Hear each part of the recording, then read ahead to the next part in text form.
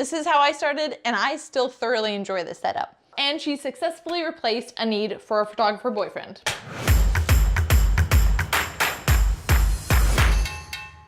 What's up, sunshines? It's your girl Alex, and today I want to talk about your very first camera setup and how budget friendly it can be. This video is not for any professional photographers. No. This video is for anyone who wants to start in photography or self-portraits with a really small budget. With less than $1,000 in gear, I filmed my first 5 vlogs. 4? 5. It was 5. And 2 of them got over 1,000 views. That's pretty good. The first thing to invest in is your camera. Let me show you what I'm working with. This is my Canon EOS M3. I was just using him to film, and he's freaking amazing. Where do I even begin?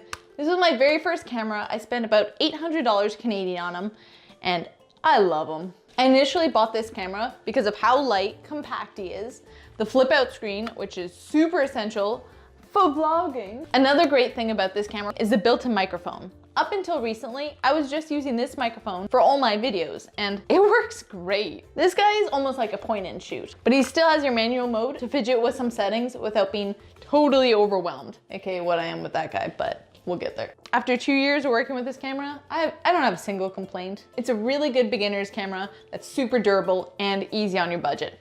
I love it. When I started vlogging, I noticed really quick that holding my hand out still was too zoomed in to my face, and I wanted more background.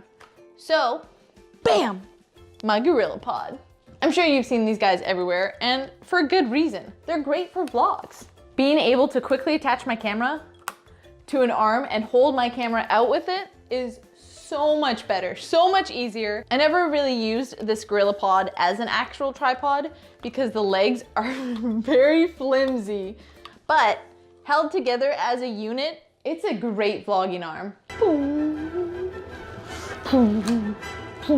I should not be doing that. This is a really cheap tripod. All right, back to this baby. I'll even show you the mic. Let me just turn this guy off. In a very echoey room, it's pretty freaking good. I'm really impressed, but back to the mic. After I made a couple vlogs, I wanted to start taking my own photos. Photos? It almost sounded like Frodo's. Photos. To do so, I knew that I needed a tripod. Tripods are actually surprisingly pretty freaking expensive for a good one, so I went cheap. Ta-da! This is my Insignia tripod. I picked her up for $70, I'm pretty sure. She's a little bulky, a little heavy, but you know, it does its job.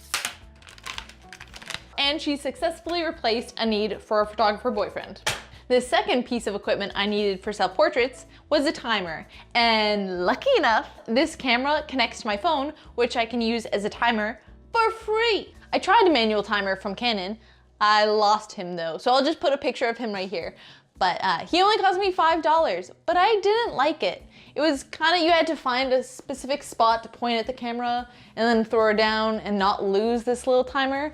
Versus my phone, I can just pick up and look at what it's looking at and set the whole timer. Oh, it's just, the phone is easy. That little Canon timer, that guy, didn't make the cut.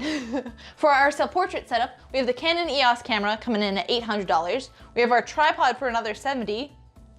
We're still under $1,000 and taking our own photo, vlogging by ourselves.